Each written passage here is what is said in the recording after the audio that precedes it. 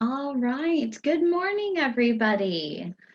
Thank you for joining us. You have just joined the presentation for Understanding the Interests of Our Stakeholders While Creating Meaningful Partnerships, Successfully Embedding Career Development within Arizona State University's Watts College of Public Service and Community Solutions.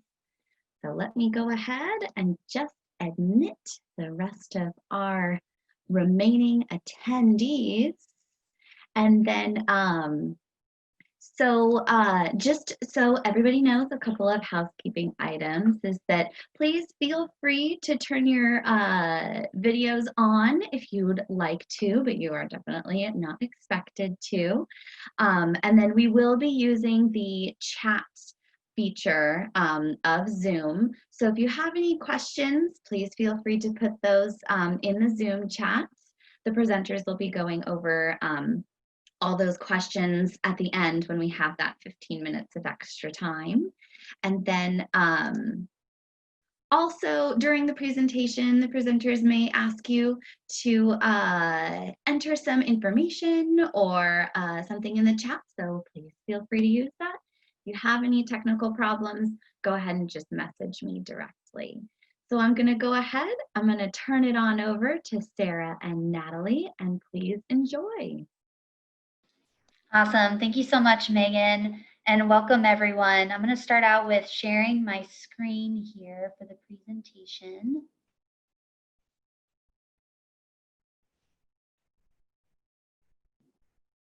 All right, great. So awesome. So we're going to go ahead and get started. Megan introduced the session that you all are attending today, but we wanted to first and foremost introduce ourselves. My name is Sarah Jo Purcell. My pronouns are she, her, and hers, and I'm the Assistant Director for the Career Readiness Team.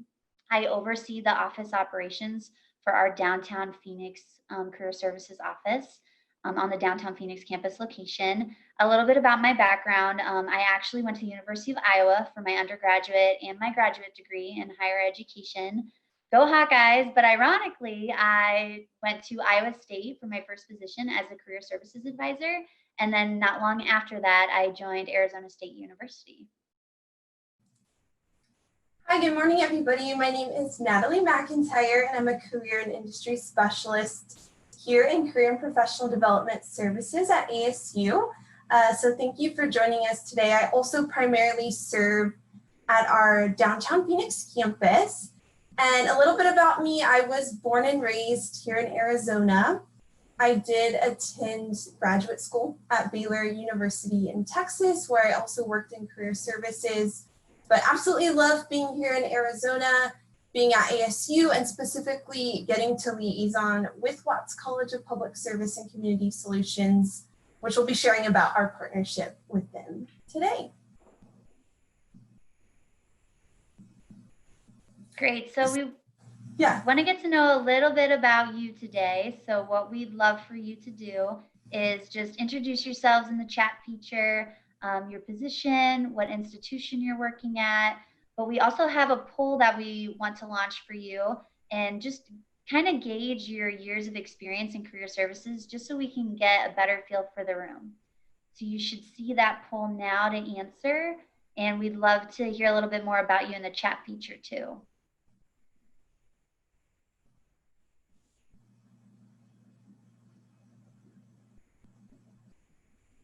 We've got a really good variety of experiences: 4, 1 to 2 years, 5, 2 to 5 years, and 6, 5+ years. That's awesome.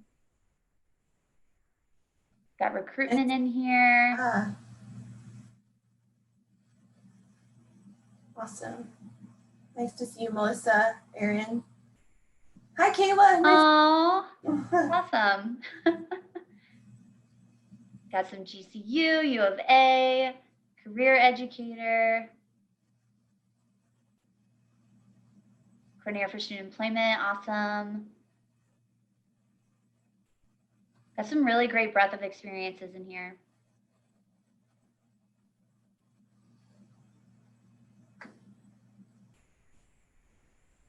Oh, Jam's here, awesome. Some CPDS support. 1996, that is awesome. That's great experience.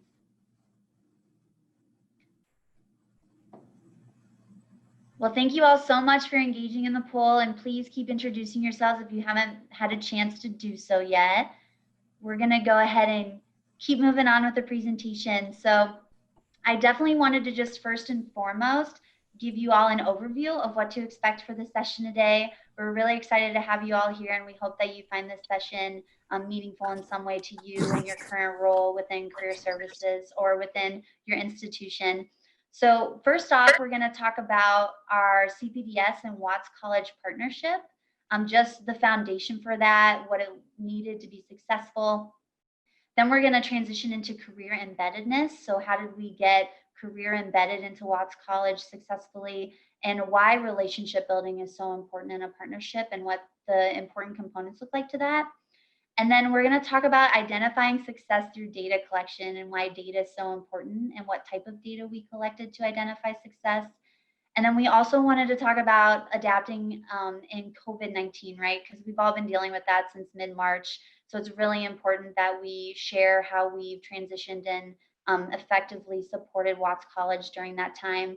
But then lastly, we want to make some time for you to be able to reflect and apply this information to your work that you're doing right now, make it applicable to you and meaningful. So we're going to give you an opportunity to do a case study, and we'll make sure to have discussion at the end too.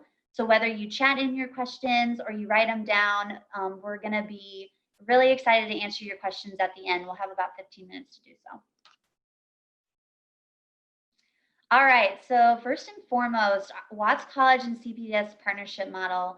So this partnership actually was really initiated by conversations between our executive director, Cindy Parnell, and Dean Capel at Watts College.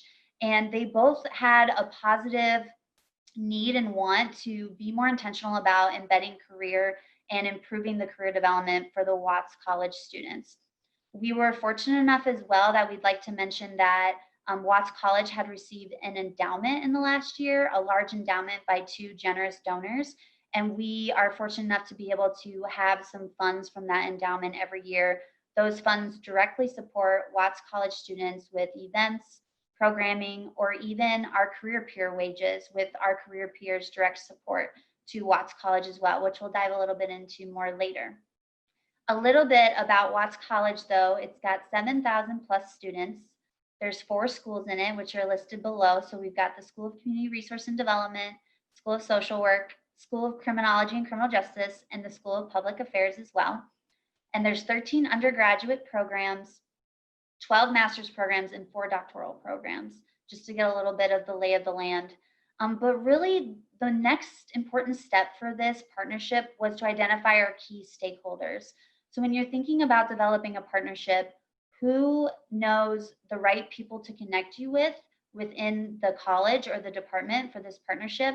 Because it's very important for you to be connected with the right people. So a great example for us is we have biweekly meetings with the Associate Dean, Joanna Lucio. So she's upper level administration, and she's been able to effectively connect Natalie with retention, academic advising, faculty, even admissions personnel. So it's really important we have those biweekly meetings, so we're consistently talking with Joanna about what is changing in the college, whether it's positive or negative. What are you hearing students' needs are? What are your biggest goals for this upcoming semester, right? So it's really important to keep that conversation, and Joanna's been so good at connecting us with the right people for Natalie to build those relationships as well in the partnership. But then we also can't forget about faculty and staff, right? So who are the faculty and staff that are really embedded into your college or department that you're trying to build this partnership with? So a couple of examples we have is in the School of Criminology and Criminal Justice, a really big advocate and partner we have is Eric Johnson. He's the director of internships. And then another really good example is the associate director for community engagement in the School of Social Work, and that is Miguel Viviera. So really just thinking about, whoever you want to create this partnership with, who are the folks that you need to be meeting with and you need to be building relationships with. So the next thing that we wanted to talk about, and this GIF shows, I love Grey's Anatomy, but it shows a really funny way of how you probably don't want to start a relationship. It could get a little awkward, but relationship building is so important in a partnership. Without relationship building effectively, you can't really have a partnership, right? And the thing to consider about that is that you also have to be able to build trust with those relationships, right? If you can't build trust, then a lot of these other concepts that we talk about, you're not going to be able to obtain that information effectively to build and support that partnership effectively. So we wanted to mention that as you're starting to meet new people within a college or a department or wherever your partnership is, really getting to know their roles. What's important for them? What are their goals in their roles? Who are they directly supporting or directly impacting? And what are they already identifying in their roles that they see as challenges or they see as successes? What's the biggest thing that they're working on right now, and what's top of mind for them, right? So really just getting to know them and who they are as a person sounds pretty simple, but it's really important in order to build that trust. And also getting to know, so we have 4 different schools within Watts College, and each school looks a little differently. Each school may have their own goals identified, different strategies for their student communication. Their student population within each school may adapt and want programming or marketing a certain way, right? So a couple of examples that we have for that, the School of Social Work is very academic rigor.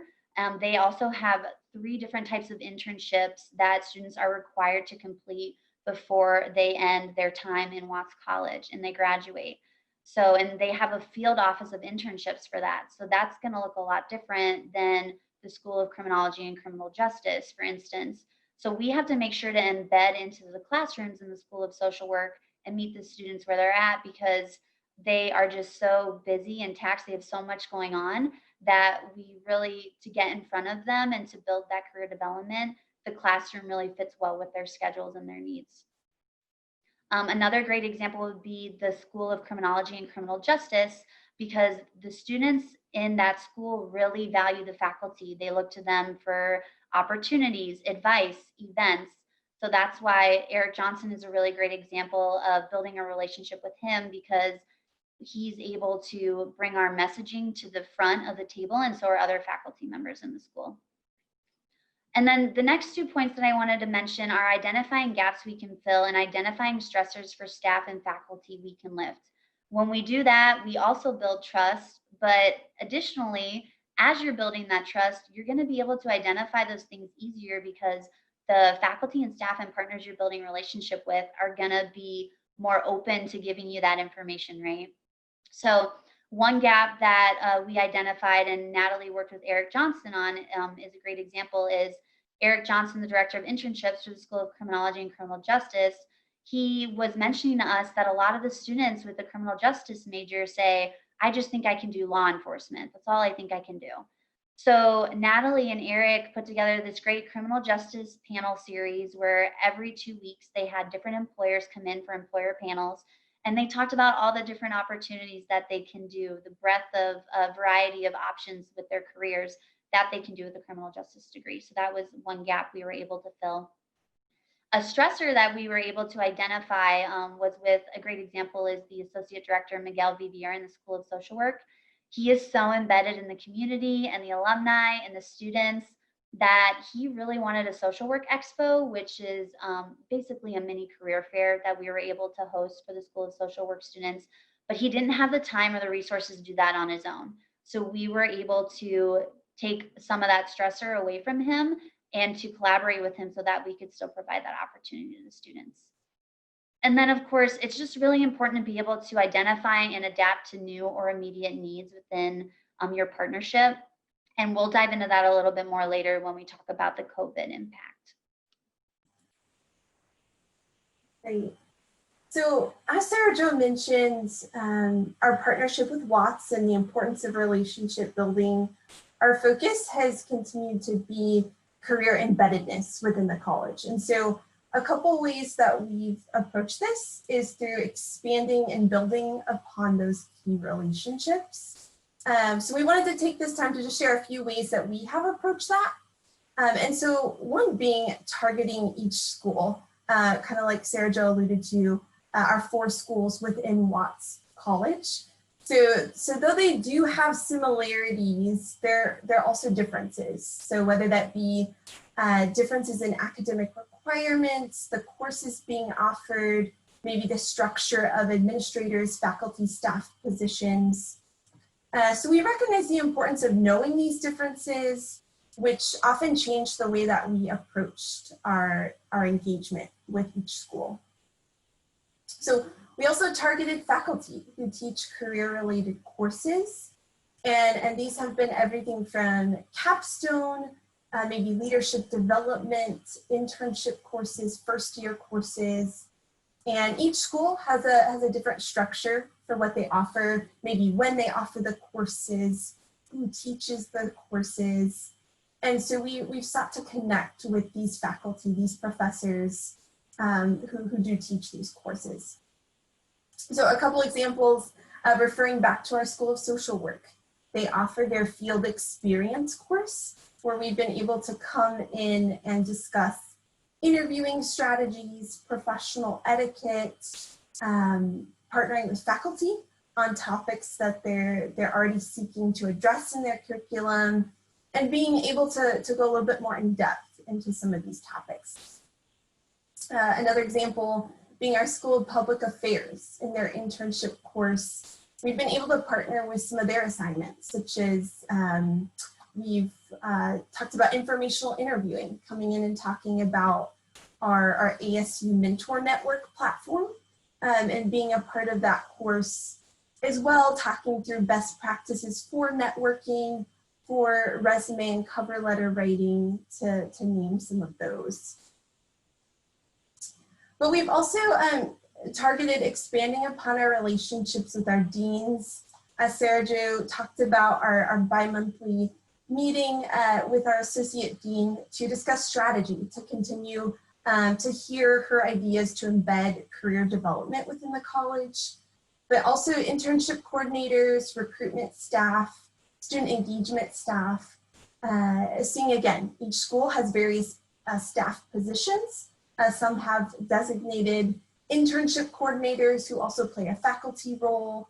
Others have faculty that are designated to work with certain employers or community partners. So this does look a little bit different with every school that we work with. But we've also had the focus to further the mission, the vision of Watts College, thinking through a career lens.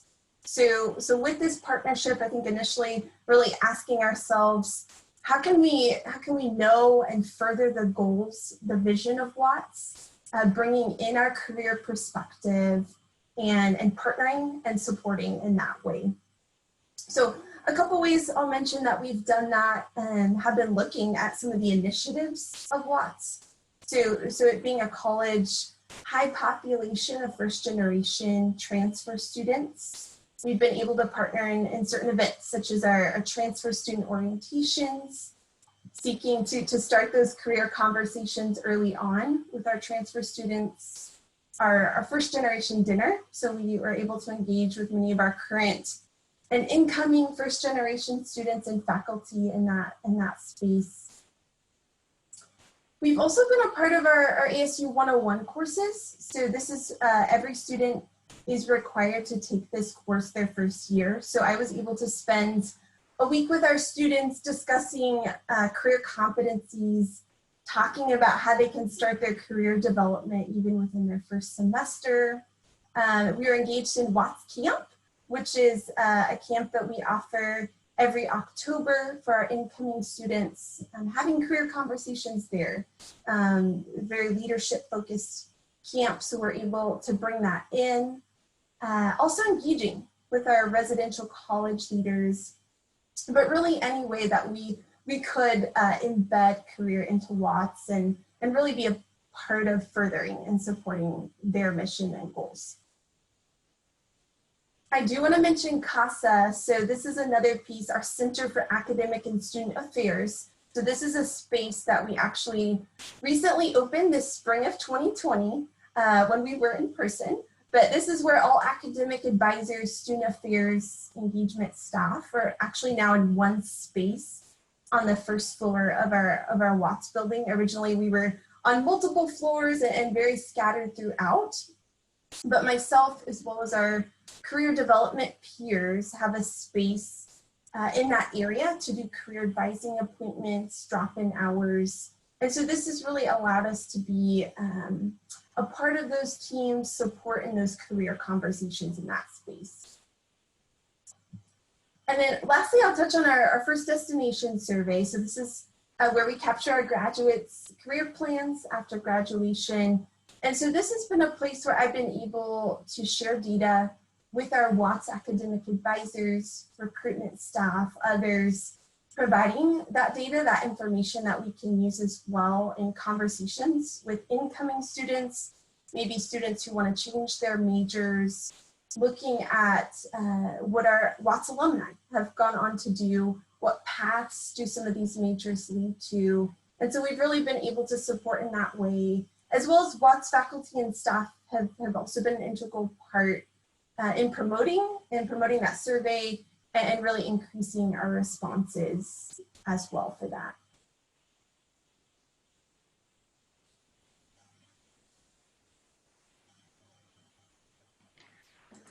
Great. So now that you all understand a little bit more about how Natalie and Career and Professional Development Service has been able to develop and embed career development more into Watts College, we wanted to make sure to talk about data, because data is exceptionally important nowadays. It's the way that we prove our impact and the change and how much engagement that we're actually providing for our students and the resources, right? So I wanted to make sure to explain the engagement components that we had within this partnership and the various levels and aspects that we took to collect data to get this increased engagement number by 43% for fall 2019 versus fall 2018.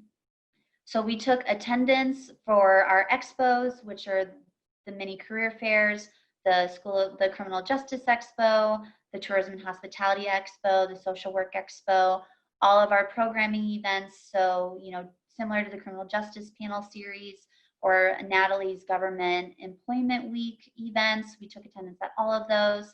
All of the presentations that Natalie or our career peers have hosted, or maybe our other career and industry specialists, that was in direct impact to Watts students. Also, of course, our one-on-one career advising appointments. So whether it was by phone, Zoom, in the CASA suite, drop-in hours, virtually or in person, career peer, career specialist, that's always being tracked in data and Handshake as well. But then also our resume Dropbox and interview stream. So these are our virtual platforms. So resume Dropbox is where students can submit their resume onto our website, and then in 3 to 5 business days, they actually get that feedback back via email. And we actually submit each submission of that into our Handshake for data purposes. And then also interview stream. So every time a student utilizes interview stream and requests for feedback from our career and industry specialist, that is also implemented and tracked into our Handshake data as well as a student appointment, a student touch point in their career journey. And we also wanted to make sure to mention that we are fortunate enough that we do have a data specialist. Celia is amazing, so she's able to pull this data for us. We fortunately don't have to pull it ourselves. We, probably would take us a little bit longer than Celia. She's amazing. But it's just really important that once we got these numbers, to identify our successes and our opportunities for growth. So really reflecting on where do we still need to keep moving the needle more, and where are we doing really well, but still how can we keep doing better, right? And how did our partners react to our support from the fall?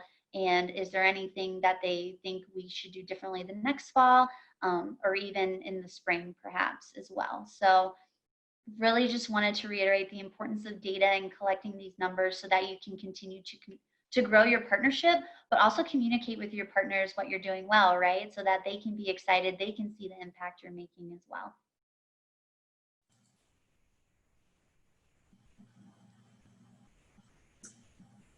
Great. So as we mentioned earlier, another piece that we felt that has been important in our relationship building with Watts has been being able to quickly adapt to the needs to the needs of our clients in the Watts partnership, and specifically thinking about the COVID-19 situation, but really taking on the responsibility of providing that meaningful, relevant content to our partners in a quick way. So I wanted to share a few examples where we quickly transitioned and provided this content. So as seen here, I'll just kind of walk through a few strategies and things that we were able to implement. One being our weekly emails, and where we showcase our employers recruiting in a virtual space for our students and alumni.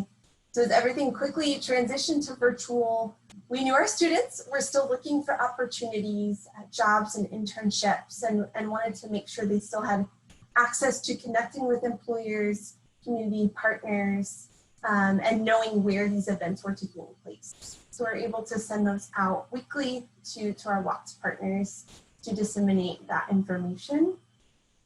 We also have what we call our World of Work Slack channel, and this is actually a space for our Career and Professional Development Services team to quickly share any information about who's hiring in the midst of this pandemic, keeping us all up to date on relevant industry trend articles that I could quickly as well share with our Watts students and partners.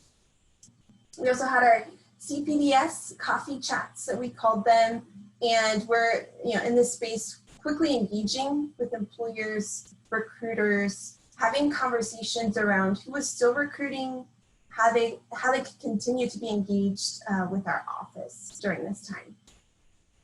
And then we had our top engaged employer survey. So this is where we asked many of our employers how this current situation was affecting them, their hiring, jobs, internships, and really how could we best prepare our students and our graduates for this job market, specifically thinking about our Watts population and our partners in that area.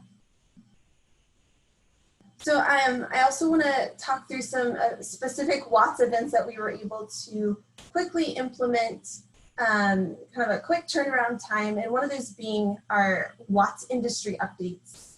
So this was an event, a space where I was able to share some of that information that we talked through, where all of our administration, faculty, staff could come and have a conversation about industry trends, specifically thinking about our career interests of our Watts students and how the current career environment was being affected by this current situation. Also, our Watts community partner virtual internship session. So this is where we invited many of our community partners. We also partnered with our employer relations team and the community partners that work with hire our students in Watts, and they could, and we were able to share best practices to them on transitioning their internships into a virtual space.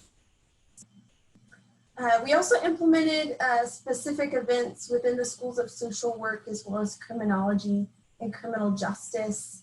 This is where we also engaged with employers as well as students, specifically in the area about changes in hiring, even work culture and environment, and how talking through how that has changed as well.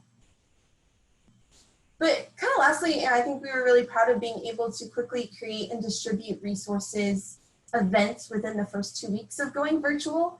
Obviously, it was a quick transition, but some of the examples here included webinars that we created related to interviewing, job and internship searching in a virtual space, talking through kind of those best practices. We have as well created quite a few new on-demand appointments, and this is where students can walk through on their own time, access career information outside of our office hours. And we also had our virtual career drop-in hours, to name a few of those. So I know we've gone through quite a few examples and information, but we actually want to spend kind of the remaining portion of this session going into a case study and maybe really even diving into some of your ideas for partnerships. So I'll go ahead and pass it back to Sarah Jo as we move into the case study portion. Awesome. Thanks, Natalie. Yeah, so as Natalie mentioned, we really just wanted to be able to give you some time to reflect on, I know we just went over a lot of components to our partnership, but we wanted to make sure that you're able to think about an ideal partnership that you may have and how you would envision that and what components you might need to think about before you would start initiating that partnership. So for the first part of this case study, we'd like you to please choose a personal partnership you'd like to see created at your institution. So take this department or college and envision what their office or your office would need for the partnership to be initiated. So some examples might be monetary funds, buy-in, so getting those executive leaders on board, programming needs, what collaborators would you need, and maybe you might even need additional staff or resources. What would the goals be for the partnership, objectives for outreach and engagement, what would be necessary for the stakeholders to be successful, and any challenges you foresee prior to initiating the partnership. And so answer those same questions for your department in this partnership as well. So what we're going to have you do is, we're doing really good on time, so we're going to let you take 5 minutes to reflect and answer some of these questions yourselves, and then we'll come back and have 1 or 2 people share. So we'll come back at 10:36. And come back. At this point, would love to hear maybe from 1 or 2 people. If you'd like to unmute yourself, we'd love to maybe just have you share about your ideas for the partnership, maybe goals for the partnership, any key pieces you want to share, maybe any foreseeable challenges as well. So feel free, if someone would like to unmute themselves, or others as well, to feel free to share in the chat some of your ideas or things that you're thinking through for a future partnership.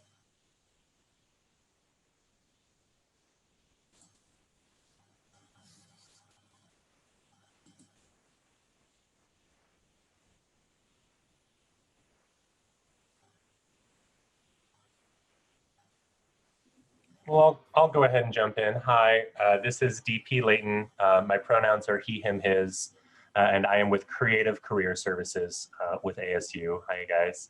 I really enjoyed you giving us this time for the case study because it allowed me to kind of assess a situation I have of trying to work with a film studies program that actually doesn't operate out of my main campus. It operates out of one of our other campuses.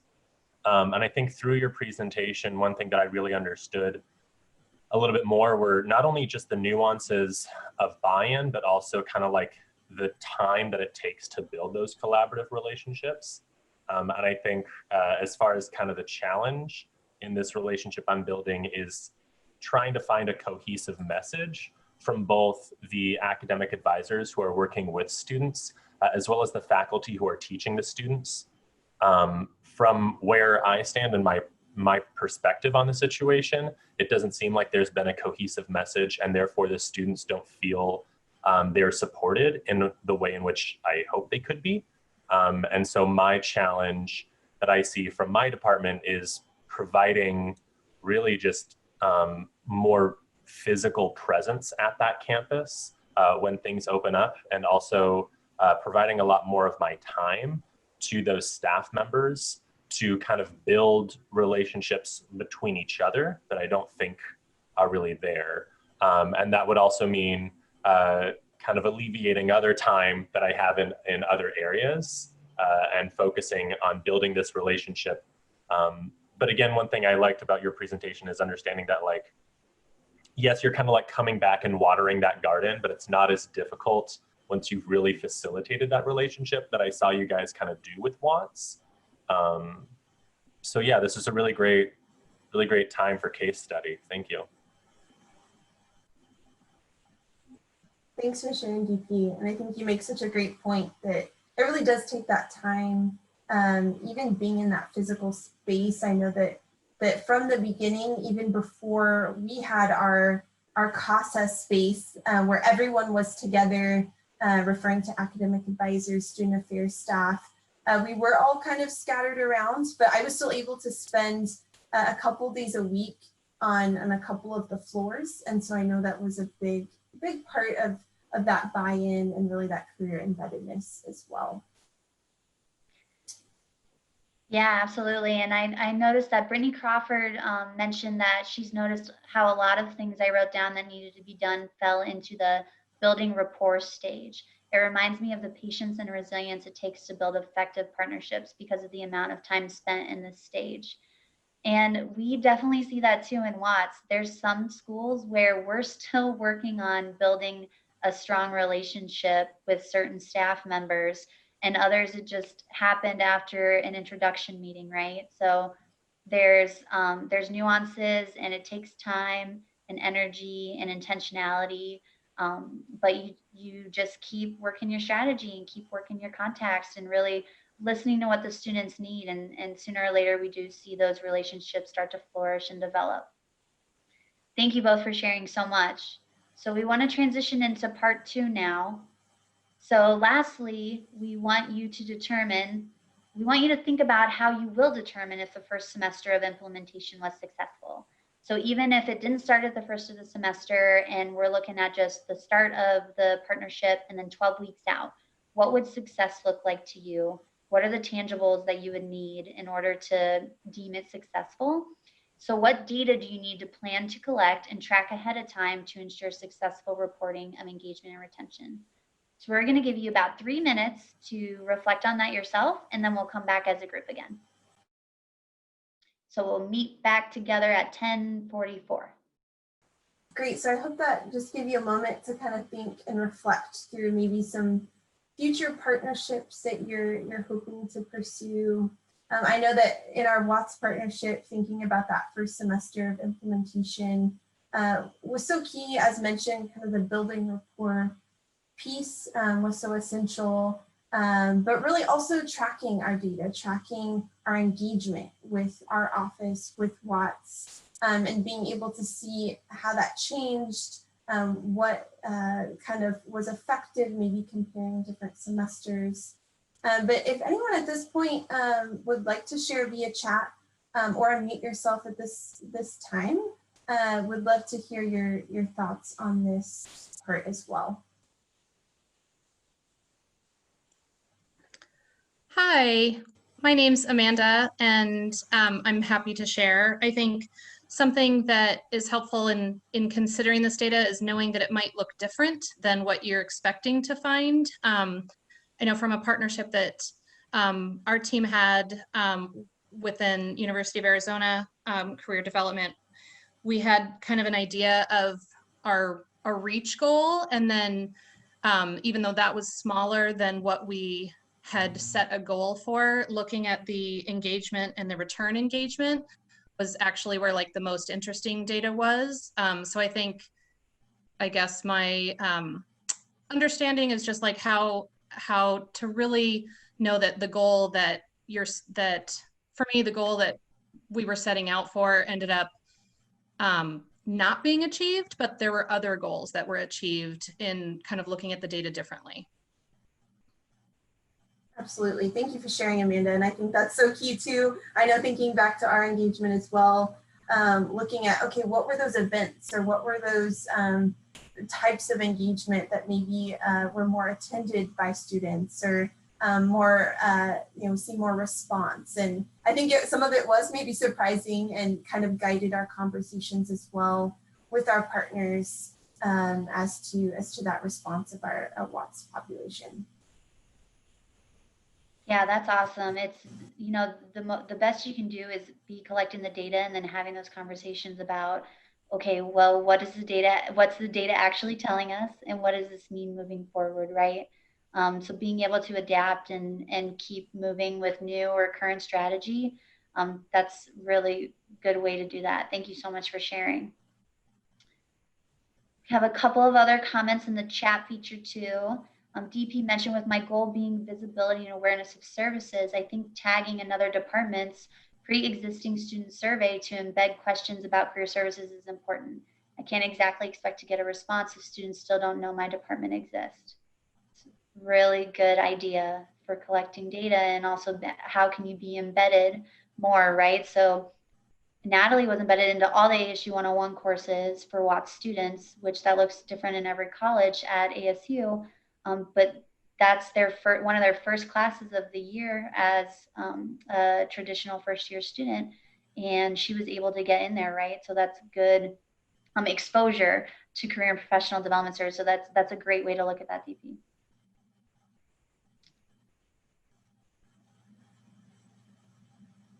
Awesome. So I want to make sure that we have time for questions. So I saw a couple of questions up in the thread.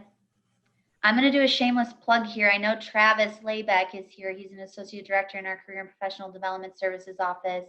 We had a question about building relationships and what strategies you use to support alumni. So Travis, if you'd like to take the floor and explain a little bit about our alumni strategies, that would be awesome. Yeah, thanks, Sarah. So yeah, I had seen the question come across when it comes to alumni engagement. So what I like to tell people is my big, long, terrible title is Associate Director of Corporate Partnerships and Alumni Engagement. So we have that dual responsibility. We have a team of 4 that is responsible for engaging our alumni.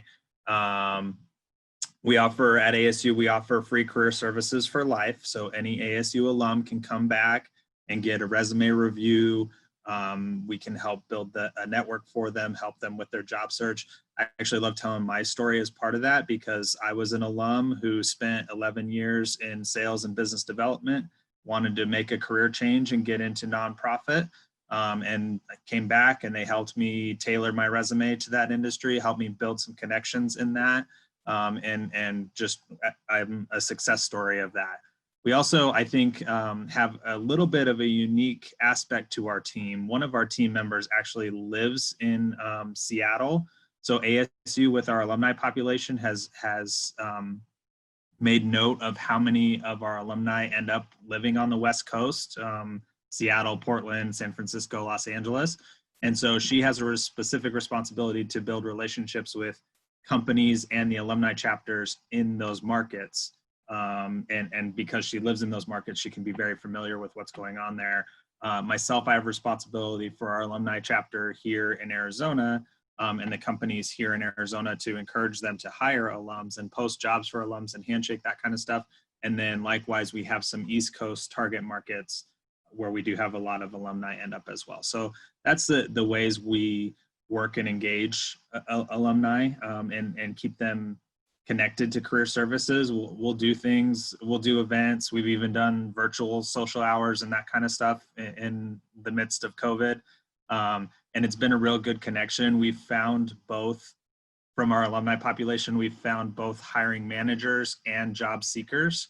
And so to be able to make connections for our alumni is just a big benefit to them. And then there's a word of mouth that comes from that and carries over from that as well. So hope that addresses the question. Thank you so much, Travis. Yeah, that was a really great way to explain all of the wonderful things that your team does for alumni engagement. And even boots on the ground for Watts College will bring those alumni in that are interested in that student contact, and they're passionate about getting in front of the students again, even though they might not have anything to do with recruiting, right? So we'll bring them in for events, programming, even presentations. So that's a really good question about alumni engagement. Thanks again, Travis. We had another question about our World of Work Slack channel. They asked if they could join as an external person. So it is an internal Slack channel, but it's not a hard thing to replicate because what it really is it's just a team effort. So you could get your own World of Work Slack channel created in your department or your office.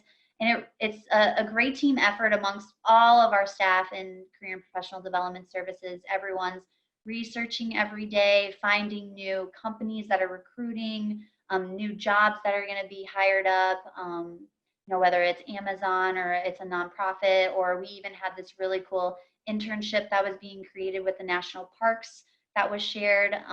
Everyone's just doing their own little research every day in and out and sharing those opportunities. So that's definitely something that can be easily replicated in your office if that's something of interest to you. And it really does empower everyone every day to, have a pulse on who's hiring right now and what industries, and how can we get these to our liaison partners quickly for that support, and especially in our partnerships too.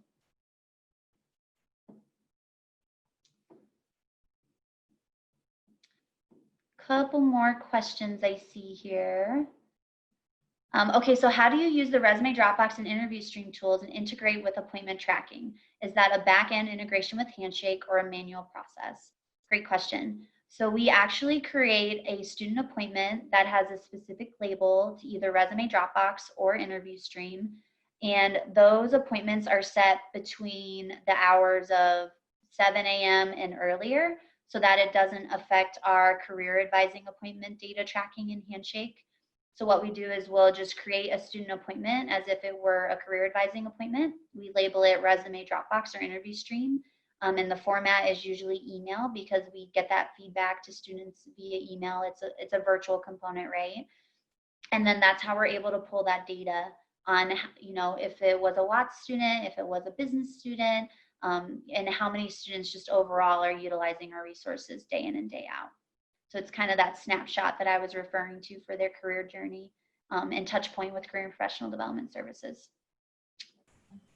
Yeah, and I do see the question as well from Nick. Thank you for that, related to, you know, he says here, it seems like strategies work well for people who have specific ideas of what they want to do, and allowing your team to assist. What did your approach look like for people, departments who had less clear goals before your partnerships? What did your process look like, or would it differ trying to build relationships with people in less formal positions, power decision-making ability? And yeah, I think that's such a great point and a great question too, because I think that's something we've thought through even after our first semester, specifically thinking about how can we go deeper in some of our relationships, but maybe even you know, new relationships that we do work with. Maybe they don't have those clear goals. Maybe they don't have those ideas, or not quite sure, you know, how do we include career services? Maybe they do have an interest in embedding careers somehow within a course or a program or an event. So I know with some of those relationships, I'll just give a couple examples, specifically thinking about our School of Social Work. We recognized from the beginning that maybe that was the school we were a little bit less engaged with. And so having conversations with a couple of faculty members, we were able to even talk through with our dean, you know, okay, what are all the career courses, leadership development courses? Specifically, that was kind of where we entered in our field experience course, and getting able to have those conversations with them, suggesting, you know, ideas. You know, we see that you're teaching this course, you know, let's provide a session on interviewing, as we recognize they are preparing for that job search process, that internship search process. So I think really being in a place, we get a lot of questions related to, well, what are other schools doing, or you know, really wanting those recommendations. So being able, I think as Sarah Jo mentioned, being able to recognize those gaps, those stressors from our end, and then being able to make those recommendations, kind of even taking some of the workload off faculty, off professors, and saying, actually, you know, this is what we specialize in. Let us come in and partner with you in embedding career into, whether that be an event. I know Sarah Jo mentioned our social work expo. That was something that really we were able to give some suggestions for, being able to share some of our other expos and how that worked and how we could specifically target the social work population. So just a couple ideas there, but thank you for that question. Awesome. Well, if we don't have any more questions, we have our contact information listed below. Please reach out to us whenever you do have questions. If, you know, a week goes by and you're like, oh, I just thought of this, please reach out to us and ask us. We'd love to answer any questions that you may have, or ideas that you want to talk through even, or strategies. But first and foremost and overall, we just want to thank you all for your time today and for joining our session. We hope that you did find it meaningful and you got some good tangibles to take away from this to apply in your amazing work that I'm sure you're doing at your institution currently.